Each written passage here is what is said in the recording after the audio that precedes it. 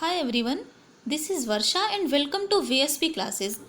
हिंदी शब्द विचार a complete course के क्रम में आज हम चौथे लेसन्स पे बात करेंगे। इसके पहले हमने 3 लेसन कंप्लीट किया था, जिस पे मैंने सबसे पहले कंसेप्ट को क्रिस्टल क्लियर करने की कोशिश करी थी और फिर उससे रिलेटेड मोस्ट इंपॉर्टेंट क्वेश्चंस को कवर किया था। आज हम लेसन 4 में बात करेंगे। सबसे पहले हम हिंदी शब्द विचार को डायग्राम के माध्यम से समझ लेते हैं। तो आइए एक बार क्विकली समझ लेते हैं हिंदी शब्द विचार। देखिए, हिंदी शब्द विचार को सबसे पहले 4 आधार पर इनको बांटा गया है। किन किन आधार पर? स्रोत के आधार पर, रचना के आधार पर, अर्थ के आधार पर और विकार के आधार पर। अब इन चारों के भी उपभेद होते हैं। वो कौन कौन से हैं? स्रोत के आधार पर तत्सम, तद्भव, देशज, विदेशज और संकर। रचना के आधार पर रूढ़, यौगिक और योग रूढ़। अर्थ के आधार पर 2 होते हैं, सार्थक और निरर्थक। सार्थक में एकार्थी, अनेकार्थी, समानार्थी और विपरीतार्थी, और निरर्थक में कुछ भी नहीं आता, यानी कि जिन शब्दों का कोई अर्थ नहीं होता। विकार के आधार पर हम विकारी और अविकारी 2 शब्द आते हैं। विकारी में संज्ञा, सर्वनाम, विशेषण और क्रिया, जबकि अविकारी में क्रिया, विशेषण, संबंध बोधक, समुच्चय बोधक और विस्मयादि बोधक। देखिए, इसके पहले वाले वीडियो में हमने विकारी शब्दों में संज्ञा, सर्वनाम और विशेषण को कवर किया है। आज हम विकारी शब्दों में क्रिया पे चर्चा करेंगे। क्रिया क्या होती है, ये कैसे यूज होती है और ये कितने प्रकार की होती है। तो आइए शुरू करते हैं। देखिए, क्रिया को पढ़ने से पहले हम जान लें कि क्रिया भी संज्ञा, सर्वनाम और विशेषण की तरह एक विकारी शब्द है और यह भी रूप, लिंग, वचन और पुरुष के अनुसार बदलती रहती है। अब आइए देखते हैं कि क्रिया होती क्या है। देखिए, जिस शब्द अथवा शब्द समूह के द्वारा किसी कार्य के होने अथवा किए जाने का बोध होता है, उसे ही हम क्रिया कहते हैं। यानी हमें पता चलता है कि हाँ, ये कार्य हो रहा है। ठीक है, जैसे सीता नाच रही है, बच्चा दूध पी रहा है। अब यहाँ देखिए, नाचना और पीना, ठीक है, ये 2 क्रियाएं हैं और इन शब्दों से किसी कार्य के करने का या होने का बोध हो रहा है। ठीक है, अब हम क्रियाओं के प्रकार की अगर बात करें तो क्रियाओं के ऐसे मोस्टली 2 प्रकार की क्रियाएं होती हैं और इन्हें क्या कहते हैं? कर्म के आधार पर। ये कर्म के अनुसार क्रियाएं 2 प्रकार की होती हैं। कौन कौन सी? सकर्मक क्रिया और अकर्मक क्रिया। बहुत इंपॉर्टेंट है, क्वेश्चंस में बहुत सारा क्वेश्चन इससे पूछा जाता है और बहुत ही कंफ्यूजिंग क्रिएट करने वाला ये टॉपिक है। तो आइए हम देखते हैं सकर्मक और अकर्मक क्रियाएं क्या होती हैं। देखिए, सकर्मक यानी कि स मीन्स साथ होता है और कर्म मीन्स कर्म। हिंदी में आप शब्दों को जितने अधिक अच्छे तरीके से समझ लेंगे, आपको उसके जो कंसेप्ट है, उसकी जो परिभाषा है, वो आपको बहुत अच्छे से समझ में आ जाएगी। तो सकर्मक साथ और कर्म के यानी कि कर्म के। तो कर्म के साथ यानी जिन क्रियाओं का असर कर्ता पर नहीं पढ़कर किस पे पड़ता है? कर्म पर पड़ता है, वह सकर्मक क्रिया कहलाती है। और इन क्रियाओं में कर्म का होना बहुत ही आवश्यक होता है। ठीक है, सकर्मक में कर्ता पर फल न पड़कर कर्म पर पड़ता है। जैसे अध्यापक ने लड़के को पीटा। देखिए, एक बहुत ही अच्छा इसका पता, सकर्मक क्रियाओं को पता करने का एक बहुत ही अच्छा ट्रिक कह सकते हैं या फिर पता करने का एक अच्छा साधन कह सकते हैं कि अगर हम वाक्य में क्या और किसको प्रश्न करने पर यदि उत्तर हमको मिल जाता है तो वह कैसी क्रियाएं होती हैं? सकर्मक क्रियाएं। और अगर ये उत्तर नहीं मिलता है तो वो अकर्मक क्रियाएं हो जाती हैं। अब देखते हैं कि ये अप्लाई कैसे होता है। तो अध्यापक ने लड़के को पीटा, ये हमारा वाक्य है। अब सबसे पहले हम क्या प्रश्न और किसको प्रश्न करेंगे। अध्यापक ने क्या पीटा, अध्यापक ने किसको पीटा देखेंगे। ठीक है, तो अध्यापक ने लड़के को पीटा। क्या पीटा? तो लड़के को पीटा। ठीक है, तो ये सकर्मक क्रिया हो गई। अब हम बात करते हैं अकर्मक क्रिया। आ मीन्स होता है नहीं और कर्म मीन्स कर्म, यानी जिन क्रियाओं पर कर्म पर कोई फल नहीं पड़ता है, जिन क्रियाओं का असर कर्ता पर ही पड़ता है, वह अकर्मक क्रिया कहलाती हैं। ऐसी अकर्मक क्रियाओं को कर्म की आवश्यकता नहीं होती। यहाँ कर्म नहीं रहेगा, इसका जो पूरा का पूरा फल जो है वो कर्ता पर पड़ेगा। जैसे विद्यार्थी पढ़ता है। अब यहाँ क्या और किसको करेंगे? तो विद्यार्थी क्या पढ़ता है, तो ये क्लियर नहीं है वाक्य में कि विद्यार्थी क्या पढ़ रहा है, और किसको पढ़ता है ये भी क्लियर नहीं है। यानी ये कैसी हो गई वाक्य? ये हमारा वाक्य जो है ये अकर्मक क्रिया है। क्लियर हो गई बात? सकर्मक और अकर्मक। ठीक है, आगे चलते हैं। देखिए क्रियाओं के 6 अन्य भेद भी होते हैं। अब वो कौन कौन से होते हैं आइए समझ लेते हैं। सबसे पहला होता है संयुक्त क्रिया। देखिए संयुक्त का मतलब ये होता है जो दो या दो से अधिक धातुओं से मिलकर बनी होती है। तो दो या दो से अधिक धातुओं के संयोग से बनने वाली क्रिया को संयुक्त क्रिया कहते हैं। दूसरे शब्दों में अगर बात करें तो जब दो क्रिया मिलकर किसी तीसरी क्रिया का निर्माण करती हैं तो वह क्रिया संयुक्त क्रिया कहलाती है। अब एग्जाम्पल से समझते हैं, जैसे राम खाना खा चुका है। अब देखिए यहाँ आप ध्यान दे रहे होंगे कि यहाँ एक क्रिया नहीं हो रही है, यहाँ देखिए दो क्रियाएं हो रही हैं, एक तो खाना खाना और एक तो चुकना, यानी कि खाना और चुकना यहाँ दो क्रियाओं के योग से पूर्ण क्रिया बनी हुई है। अतः यहाँ क्या है, संयुक्त क्रिया है। जैसे बोलते हैं तुम घर चले जाओ, तो घर चलना और जाना ये दो क्रियाएं हैं, इसे ही हम संयुक्त क्रिया कहते हैं। फिर आपका आता है नाम धातु संज्ञा। नाम धातु संज्ञा क्या है कि ये क्या होते हैं, संज्ञा अथवा विशेषण के साथ क्रिया जोड़ने से जो संयुक्त क्रिया बनती है उसे हम नाम धातु संज्ञा कहते हैं। ठीक है, ये क्या होती है कि जैसे आप एग्जाम्पल से समझिए, लुटेरों ने जमीन हथिया ली। अब यहाँ हाथ से क्या बना है, हथियाना। ठीक है, और इसी तरह हमें गरीबों को अपनाना चाहिए। अब यहाँ अपना सर्वनाम से अपनाना क्रिया बनी है, यानी या तो संज्ञा से या तो विशेषण से या तो सर्वनाम से, ये तीनों से क्रियाएं जो बनती हैं उसे हम नाम धातु क्रिया या नाम धातु संज्ञा कहते हैं। ठीक है, यहाँ देखिए हाँ लिखा भी है, उपर्युक्त वाक्य में हथियाना और अपनाना दो क्रियाएं हैं। क्लियर। थर्ड है आपका प्रेरणार्थक क्रिया। इसमें कोई प्रेरणा देता है, कोई प्रेरित करता है कार्य करने के लिए। तो जिस क्रिया से इस बात का ज्ञान हो कि कर्ता स्वयं कार्य ना कर किसी अन्य को उसे करने के लिए प्रेरित करता हो, उसे प्रेरणार्थक क्रिया कहते हैं। जैसे शिव वर्षा से खाना बनवाता है। ठीक है, तो जो वर्षा है वो खाना बना रही है, लेकिन उसको प्रेरित कौन कर रहा है, प्रेरणा कौन दे रहा है, तो शिव दे रहे हैं। ठीक है, तो वर्षा जो है वो शिव के कहने से, शिव के प्रेरित करने से वो खाना बना रही है, तो ये प्रेरणार्थक क्रिया हो गई।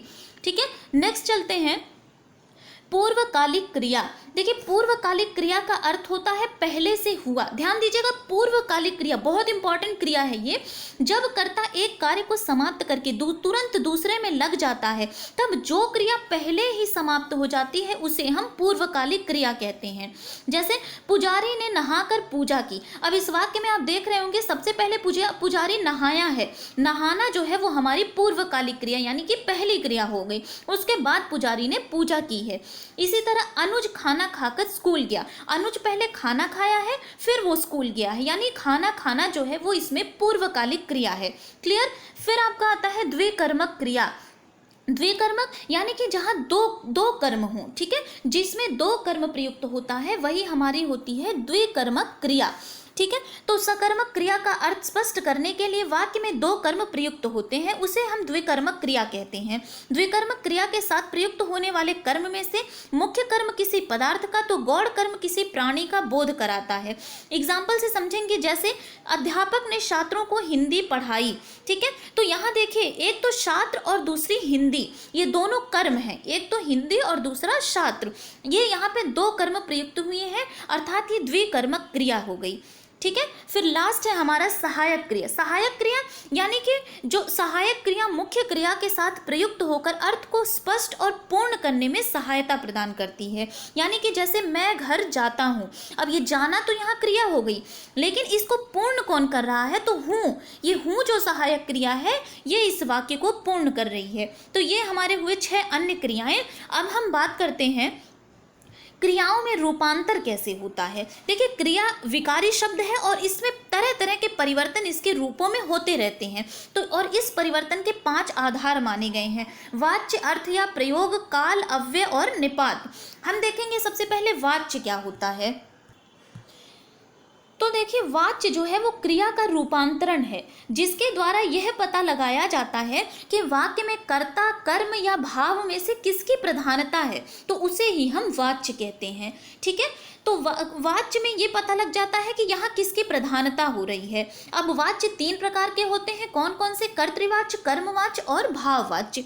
सबसे पहले हम बात करेंगे कर्तृवाच्य की। देखिए, क्रिया के जिस रूप में कर्ता की प्रधानता हो, कर्तृवाच्य यानी कि कर्ता की प्रधानता, और क्रिया का सीधा तथा प्रधान संबंध भी कर्ता से होता है, उसे हम कर्तृवाच्य कहते हैं। जैसे राम पत्र लिखता है। अब यहाँ क्या है कि जो पत्र लिखने का जो काम है वो क्या हो रहा है, कर्ता की प्रधानता है, यानी कि यहाँ राम की प्रधानता है, और क्रिया के लिंग और वचन भी कैसे हैं, कर्ता के अनुसार ही चल रहे हैं। ठीक है, तो ये कर्तृवाच्य हो गया। फिर आता है कर्मवाच्य, तो क्रिया के जिस रूप में कर्म की प्रधानता हो, कर्मवाच्य है तो कर्म की प्रधानता होगी, और क्रिया का सीधा संबंध में कर्म से होगा, उसे कर्मवाच्य कहते हैं। जैसे राम से पत्र लिखा जाता है। अब इस वाक्य में लिखा जाता है, क्रिया का सीधा संबंध किससे है, या कर्म से है, यानी कि पत्र से है। पत्र यहाँ कर्म हो गया और यहाँ कर्ता का संबंध कर्म से है, अतः यह वाक्य कैसा हो गया, कर्मवाच्य हो गया। ठीक है, और लास्ट हम देखेंगे भाववाच्य। भाववाच्य क्या होता है कि क्रिया के जिस रूप में भाव की प्रधानता होती है, उसे हम सीधा संबंध भाव से होता है, उसे हम भाववाचक संज्ञा कहते हैं। जैसे बैठा नहीं जाता, या फिर आपने कह दिया कि सीता से दूध पिया नहीं जाता। यहाँ इस वाक्य में क्या लग रहा है, कर्ता या कर्म प्रधान नहीं है, बल्कि क्या है, यहाँ मुख्य प्रधानता भाव की है। ठीक है, अर्थात ये भाववाच्य हो गया। आगे चलते हैं, अर्थ या प्रयोग के अनुसार क्रियाएं कौन सी होती हैं। तो क्रिया के जिस रूप से वक्ता के भाव का बोध होता है, उसे हम अर्थ या भाव कहते हैं। ठीक है, तो ये 3 प्रकार के होते हैं। निश्चयार्थ, आपको शब्द से स्पष्ट हो गया होगा। निश्चयार्थ यानी क्रिया के जिस रूप से निश्चित सूचना प्राप्त होती है, उसे हम निश्चयार्थ कहते हैं। जैसे लड़का पढ़ता है, इस वाक्य में देखिए क्रिया के रूप होने का, क्रिया रूप से कार्य के होने का निश्चित रूप से पता चल रहा है कि लड़का पढ़ता ही है, अतः यहाँ पढ़ना कैसी क्रिया हो गई, ये निश्चित अर्थ प्रकट कर रही है। ठीक है, तो ये निश्चयार्थ हो गई। फिर हम देखेंगे आज्ञार्थ। आज्ञार्थ क्या होता है, क्रिया के जिस रूप से आज्ञा, उपेक्षा या प्रार्थना आदि का बोध होता है, उसे हम आज्ञार्थ कहते हैं। जैसे रमेश पुस्तक पढ़ो। अब देखिए यहाँ रमेश को पुस्तक पढ़ने के लिए क्या दी जा रही है, आज्ञा दी जा रही है, अतः यह कैसा हो गया वाक्य, आज्ञार्थ का उदाहरण हो गया। अब बात आती है संभावनार्थ की। देखिए कुछ कथन निश्चित ना होकर अनिश्चित भी होते हैं। जैसे संभव है आज वर्षा होगी। ठीक है, तो यहाँ क्या है कि संभावना व्यक्त की जा रही है कि शायद, मतलब संभव है कि आज वर्षा होगी। ठीक है, आगे चलते हैं काल। अब काल क्या होता है इसको समझेंगे हम। तो क्रिया के जिस रूप से कार्य करने या होने के समय का ज्ञान होता है, यहाँ के समय क्रिया कब हो रही है ये समय पता चलता है, उसे हम काल कहते हैं। जैसे बच्चे खेल रहे हैं, मैडम पढ़ा रही हैं। बच्चे खेल रहे थे, मैडम पढ़ा रही थी। बच्चे खेलेंगे, मैडम पढ़ाएंगी। अब आप देख रहे होंगे पहले वाक्य में क्रिया वर्तमान समय में हो रही है, ठीक है, और दूसरे वाक्य में क्रिया पहले ही समाप्त हो चुकी थी, तथा तीसरे वाक्य में आप देख रहे होंगे कि क्रिया जो है वो आने वाले समय में होगी। अतः इन वाक्यों की क्रियाओं से कार्य के होने का समय पता चल रहा है। ठीक है, अब हम देखेंगे काल के भेद। तो काल के 3 भेद होते हैं, बचपन से आप सब पढ़ते आ रहे होंगे, वर्तमान काल, भूतकाल और भविष्य काल।